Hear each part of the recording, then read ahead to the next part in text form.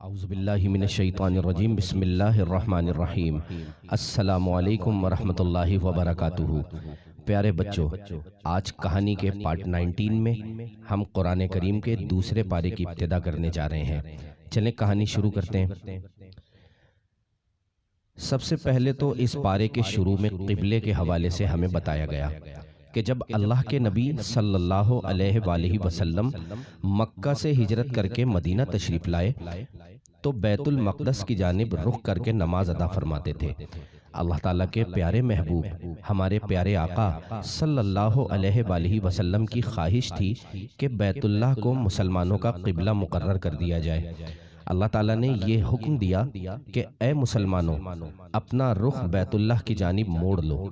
اس واقعے کو قرآن نے یوں بیان کیا: قد نرى تقلب وجهك في السماء فلنولينك قبلة ترضاها فول وجهك شطر المسجد الحرام وحيث ما كنتم فولوا وجوهكم شطره وإن الذين أوتوا الكتاب ليعلمون أنه الحق من ربهم وما الله بغافل عما يعملون۔ ترجمہ: ہم تمہارے چہرے کا آسمان کی طرف بار بار اٹھنا دیکھ رہے ہیں تو ضرور ہم تمہیں اس قبلے کی طرف پھیر دیں گے جس میں تمہاری خوشی ہے، تو ابھی اپنا چہرہ مسجد حرام کی طرف پھیر دو، اور اے مسلمانوں، تم جہاں کہیں ہو اپنا منہ اسی کی طرف کر لو، اور بے شک وہ لوگ جنہیں کتاب عطا کی گئی وہ ضرور جانتے ہیں کہ یہ تبدیلی ان کے رب کی طرف سے حق ہے، اور اللہ ان کے اعمال سے بے خبر نہیں۔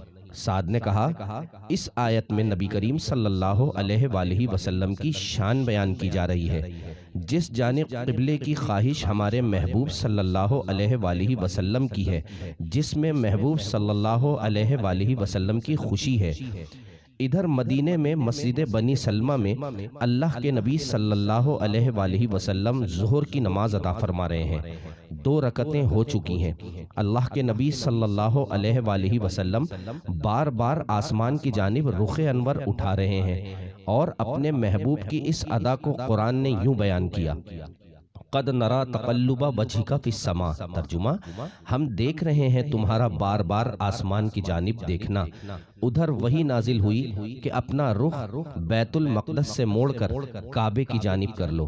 اہل وفا پنجوں کے بل کعبے کی جانب گھوم گئے۔ مدینے کی جن مساجد میں جماعت ہو رہی تھی، جب یہ حکم پہنچا تو اسی لمحے تمام صحابہ کرام نے اپنے رخ پھیر لیے اور دنیا کو بتا دیا کہ ہمارے لیے ہمارے آقا صلی اللہ علیہ وآلہ وسلم کا حکم کس قدر اہمیت کا حامل ہے۔